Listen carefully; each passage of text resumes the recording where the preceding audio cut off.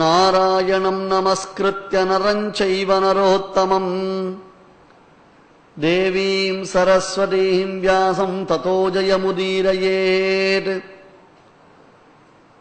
த்வைபாயனோஷ்டபுடநிஸ்ருதமப்ரமேயம் புண்ணியம் பவித்ரமதபாபஹரம் சிவம் ச யோ பாரதம் சமதிகச்சதி பாசமானம் கிம் தஸ்ய புஷ்கரஜலைஹி அபிஷேச்சனேன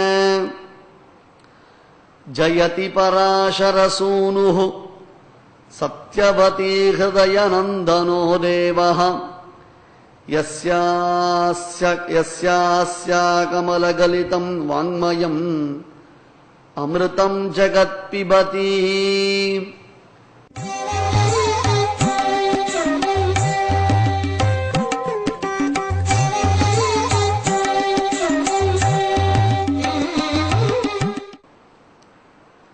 நாற்பது வருஷம் உபன்யாசம் கேட்டு இருக்க, நான் கேட்காத ராமாயணம் இல்ல, நான் கேட்காத திருப்பாவை இல்ல அப்படின்னா நமக்கு அந்த ஸ்லோகங்கள்லாம் நுற்றுவாயிருக்கணுமே. ஆச்சா,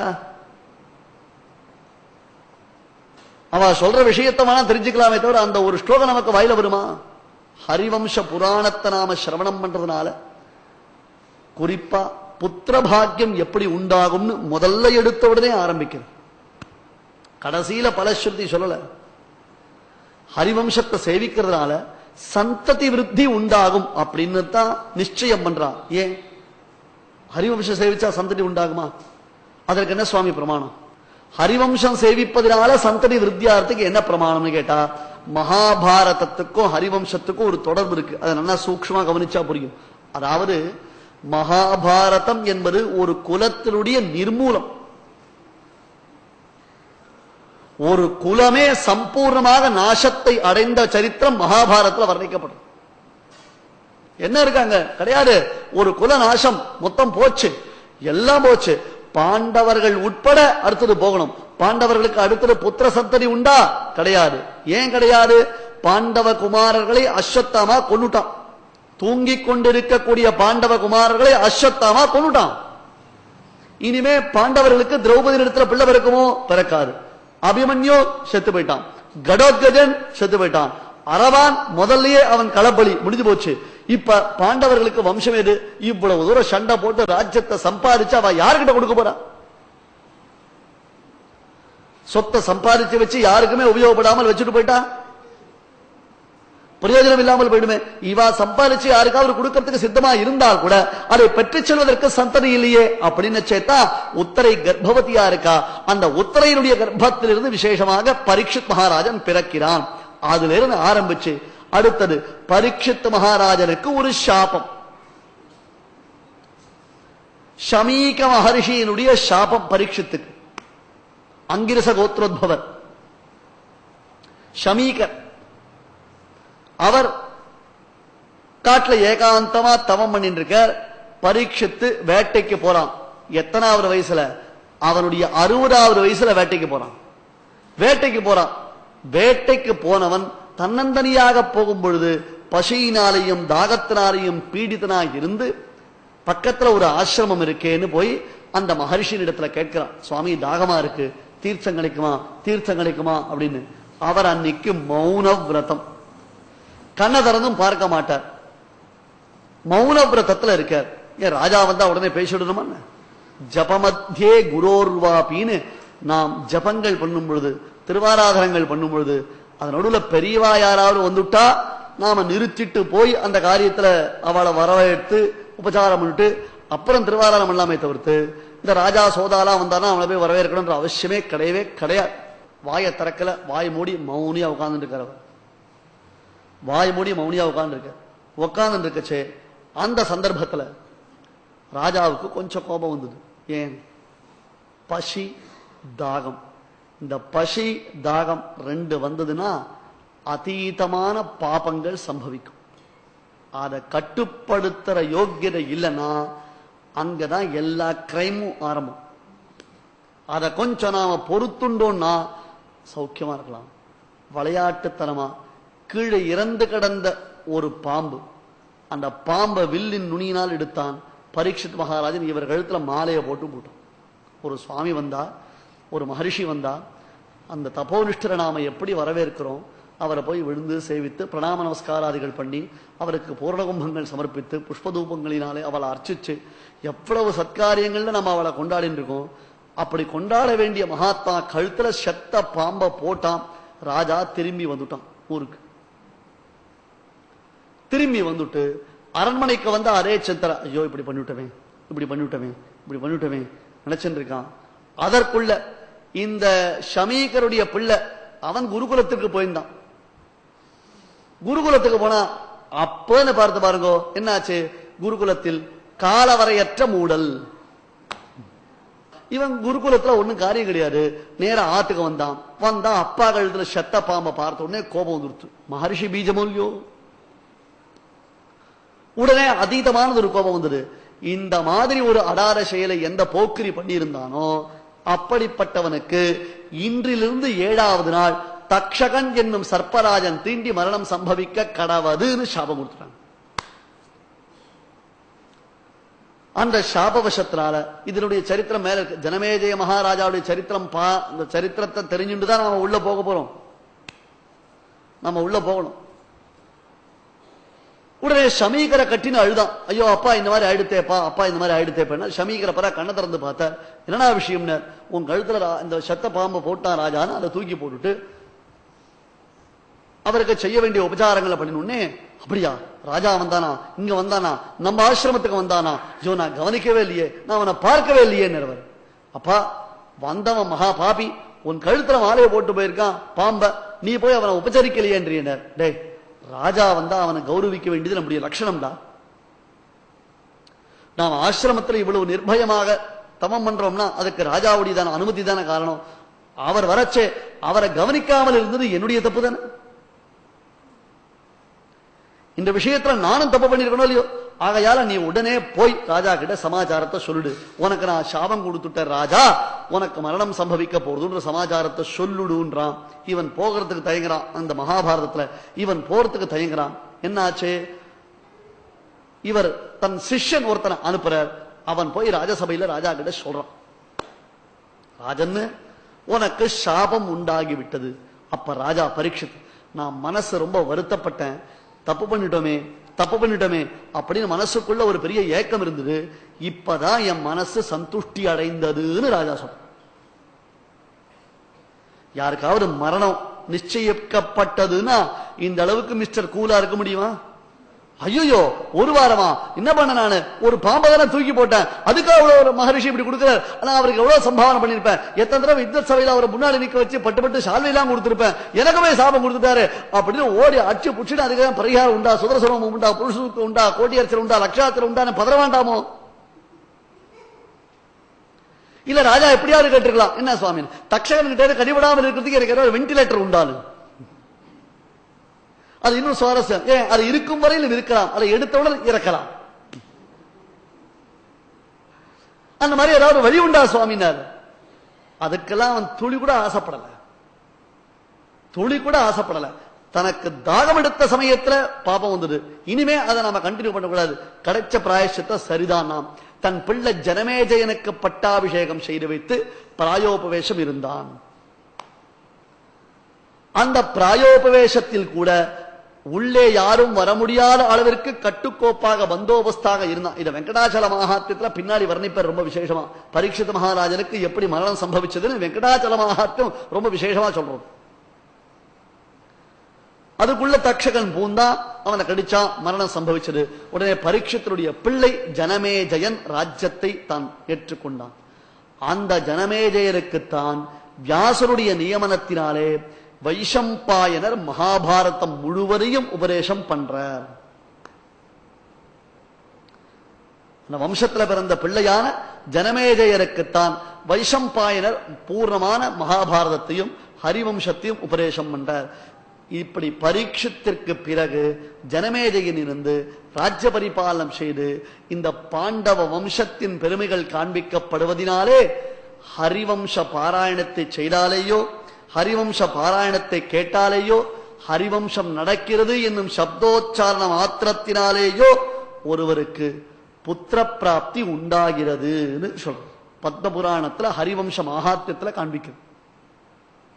சத்யம் சௌச்சம் தயா மௌனம் ஆர்ஜவம் வினயம் ததா உதாரம் மானசம் தத்வத் குறியாதேவம் கதாவ்ரதி. எப்படி இருக்கணும், எப்படி சொல்லணும், எப்படி கேட்கணும்? சத்தியம் சௌச்சம் தயா மௌனம். சத்தியம் சத்தியம் பேசணும்.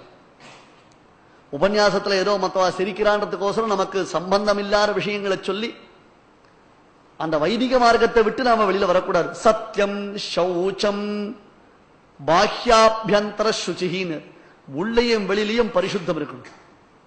விரும்ப பட்டப்பட்டையா திருமணம் வந்து இழகோல மாதிரி காமிச்சா போருமான்னு நமக்கு சரீரத்திலையும் சுத்தி இருக்கணும், ஆத்மாவிலையும் சுத்தி இருக்கணும். சத்தியம் சௌச்சம் தயா மௌனம். தயா ஹரிவம்ச உபன்யாசம் பண்ணிட்டே இருக்குச்சே ரொம்ப கொசு கடிக்கிறது சுவாமி அப்படின்னா முடிஞ்சு போச்சு. மௌனம் தத் விஷய வார்த்தா தவிர்த்து மற்ற வார்த்தாலாபங்கள் இருக்கக்கூடாது. நான் ஏதோ பயமுறுத்தல நினைச்சுக்காது. பத்மபுராணத்துல தெள்ள தெளிவா சொல்லியிருக்காரு. ஆர்ஜவம் வினயம் ததா. வினயம் பவ்யதா இருக்கணும். ஆர்ஜவம் ருஜுபாவம் என்ன சொல்றது தெரியாதானே அப்படின்னு நினைச்சுக்காதீங்க. இல்ல நாம் பார்க்காத அறிவம்சமான அப்படின்னு சொல்றவருக்கும் அகங்காரம் இருக்கக்கூடாது. இது கேட்கிறவாளுக்கு மட்டும் இல்ல, சொல்றவா கேட்கிறவா ரெண்டு பேருக்கும் தான்.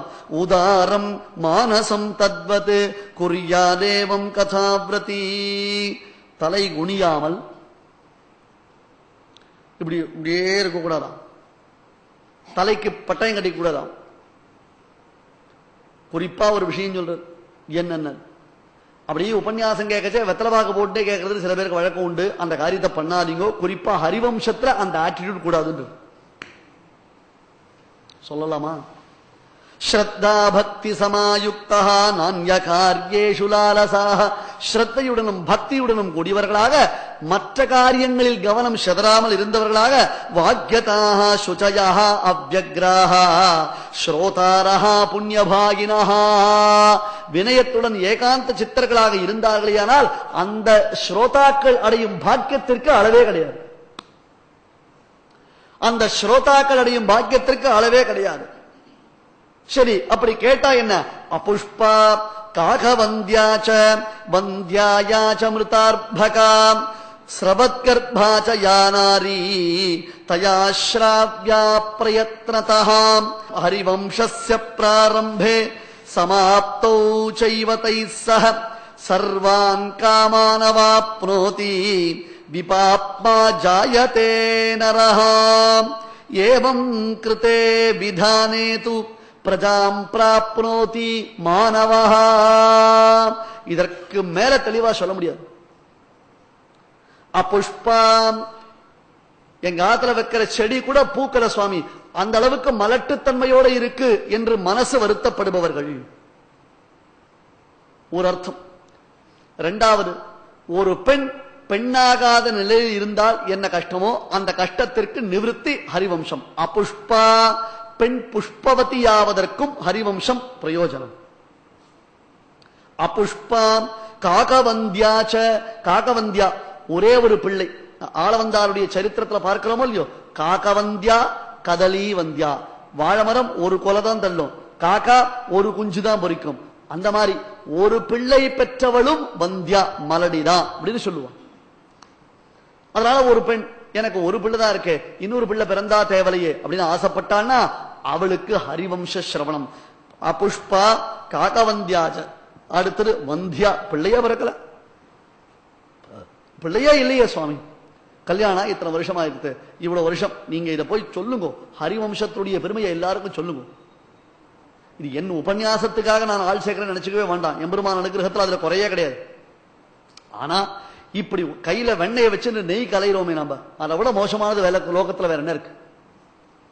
அபுஷ்பா காகவந்தியாச்ச வந்தியா யாச்ச ஒன்னு மலட்டுத்தன்மை. மூணாவது மிருதார்பகா, ஒருவேளை குழந்தை பிறந்து அந்த குழந்தை இறந்தும் இருக்கும்,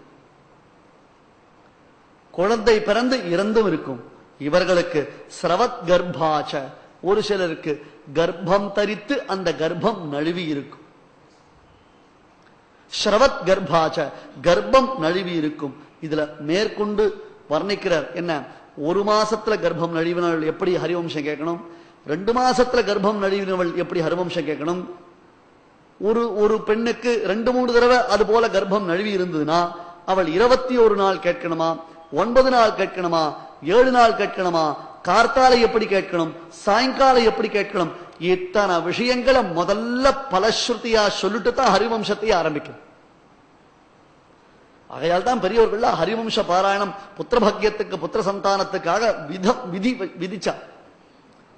ஸ்ரவத் கர்ப்பாச்ச யானாரி தயா ஸ்ராவ்யா பிரயத்னதா. அவளை போய் கேளுனா, ஏன் சுவாமி 7 காலுக்கு உபன்யாசம் வச்சிருக்கீர், எங்கோ ஒரு மூலையில போய் வச்சிருக்கீர், நாங்க எங்க வருது அப்படின்னா, எங்க சத்சங்கம் நடக்கிறதோ அங்க நாம ஓடி வரணுமே தவிர்த்து இப்ப யாருக்கு பலன், பலத்துல ருச்சி யாருக்கு? அதனால சொல்ற ஸ்ரவத்கர்பாச்ச யானாரி தயா ஸ்ராவ்யா பிரயத்னதா. நீ இங்க நடக்கிறது அங்க நடக்கிறது, என்னால இங்க போக முடியாது அங்க போக முடியாது, இந்த பேச்செல்லாம் பேசாத. உனக்கு உத்தமமான பலசித்தி ஏற்பட போறதுனா, அதுவும் நம்ம பார்த்தசாரதியுடைய சரணாரவிந்தத்துல இருந்து கொண்டு நாம் அவனுடைய பெருமையை பேசுகிறோம்னு சொன்னா, இந்த ஸ்தானத்தை காட்ட வசத்தியான ஸ்தானம் என்ன? ஆச்சாரிய சிரேஷ்டரான நம்பிள்ளையினுடைய சன்னதி பக்கத்துல பெருமாள் எழுந்தல் இருக்கான், கைரவணி புஷ்கரணி கரையில உட்கார்ந்து நாம சொல்றோம். இத்தனை பாகவதத்தமாய் சேர்ந்து இருக்கக்கூடிய சத்சங்கம். அப்ப இதுல இதை விட வேற ஒரு பெரிய ஸ்தானம் நமக்கு வேற எங்க கிடைக்கும்? யோசிச்சு பாருங்க. அதுவும் எப்படி கேட்கணும்? ஹரிவம்சஸ்ய பிராரம்பே, முதல்ல ஆரம்பிக்கச்சே வம்சரி, சமாப்தௌ சைவதை சஹ, அது ஆரம்பித்த நாட் முதற்கொண்டு அது முடியும் வரையிலும் சர்வான் காமான் அவாப்னோதி. ஏன் சுவாமி இது கேட்டா பிள்ளை பாக்கியம் மட்டும் தானா அப்படின்னா சில பேர் வரத்துக்கு யோசிக்கலாம். ஏற்கனவே இந்த ஹரிவம்ச கதையை வேற ஒண்ணு சொல்லிட்டேன்னா, ஆனா நாளிலிருந்து வரத்துக்கு சில பேர் யோசிக்கலாம்னா, சர்வான் காமான் அவாப்னோதி. பெருமான் பார்த்தசாரதியுடைய அனுகிரகத்தினால உங்களை கன்வின்ஸ் பண்றதுக்கு நான் எப்படிலாம் சொல்ல வேண்டியதா இருக்கு பாருங்க. ஆகையால சர்வான் காமான் அவாப்னோதி, அவர்கள் விரும்பும் எல்லா பலன்களையும் பெறுகிறார்கள். விபாப்மா ஜாயதே நரஹா, முக்கியமானது அவனுக்கு பாபலேசமும் ஏற்படாது, பாபலேசமும் ஏற்படாது. ஏவம் கிருதே விதானேது, ஏவம் கிருதே விதானேது, இவ்விதமாகவே இதே கிரமத்தில் நாம் ஸ்ரத்தையுடன் அனுபவித்தால் பிரஜாம் பிராப்னோதி மானவஹா. நாம் ஏதோ நமக்கு பிள்ளை பிறக்க போறது நினைச்சுக்க வேண்டாம், நம் சந்ததிகள் க்ஷேமமாக இருப்பார்கள், அது அர்த்தம். அதனுடைய தாற்பயம் என்ன? பிரஜாம் பிராப்னோதி மானவஹா என்றால் அடுத்து அடுத்து அடுத்து எப்படி பாண்டவ வம்சம் காப்பாற்றப்பட்டு பரீட்சித் ஜனமேஜயன் என்பதாக தொடர்ந்ததோ, அந்த சந்ததியில் நல்ல ராஜாக்கள் பிறந்து உயர்ந்த யாக யஜ்ஞாதிகள் எம்பெருமானை ஆராதித்தார்களோ அது போன்று இங்கே விளங்கும், இவர்கள் சந்ததிகள் விளங்கும். மேலும் பகவான் ஸ்ரீ கிருஷ்ணனுடைய அவதார லீலா வினோதத்தை பூரணமாக ஒரு பர்வாவில் சம்பூர்ணமாக வர்ணிப்பதினாலே அந்த கிருஷ்ணனுடைய பரிபூர்ண அனுகிரக சித்தியானது எல்லோருக்கும் பிராப்தமாகும் அப்படின்னு சொல்றது. ஏன்னா மகாபாரதத்திலேயே சில சில சர்க்கங்களுக்கு சில பெருமைகள் உண்டு. விராட்ட பர்வத்தை சேவித்தா மழை வரும் அப்படின்னு ஒரு நம்பிக்கை உண்டு. அதே போல ஹரிவம்சத்தை நாம் பாராயணம் செய்வதனாலே கட்டாயம் அவரவர்களுக்கு அந்த ஆத்மலாப சித்தி உண்டு என்பதில் சந்தேக லேசமும் உங்களுக்கு வரவே கூடாது, வரவே கூடாது. 1 மாசமோ 2 மாசமோ 3 மாசமோ நிச்சயமாக வந்தியா பகுபுத்திரவதி பவிஷ்யதி, தனக்கு பிள்ளையே இல்லாதவள் கட்டாயம் ஒரு சிறந்த சந்ததியினரை, ஒரு பிள்ளை 2 பிள்ளை இல்ல, நல்ல மக்கட்பேற்றை அவள் அடைவாள்னு சொல்ற, அடைவாள் அப்படின்னு காண்பிக்கிறது. ஜனமேஜை இந்த ஹரிவம்ச மகாபுராணம் சூத பௌராணிகராலே சௌனகாரி மகர்ஷிகளுக்கு விசேஷமான நைமிஷாரண்யத்தில் உபதேசிக்கப்பட்டது என்று அதை சொல்ற. அதற்கு பிரஸ்தாவனையாக இந்த மகாபாரதத்துடைய கதாபாகத்தை நாம பார்த்துட்டு மேற்கொண்டு ஹரிவம்சத்துக்குள்ள போகலாம். பரீட்சித் மகாராஜாவுக்கு தக்ஷகன்றதான சர்ப்பராஜ சம்பந்தத்தினாலே, சர்ப்பராஜன் தீண்டதலினாலே மரணம் தெரிஞ்சு கொடுத்து, அதுக்காக ராஜா ஒரு இடத்துல ஏகாந்தமா இருந்துட்டு இருக்கான். அப்ப அவனை கடிப்பதற்காக தக்ஷகன்றதான பாம்பு போறான். அவன் மூலமாகத்தானே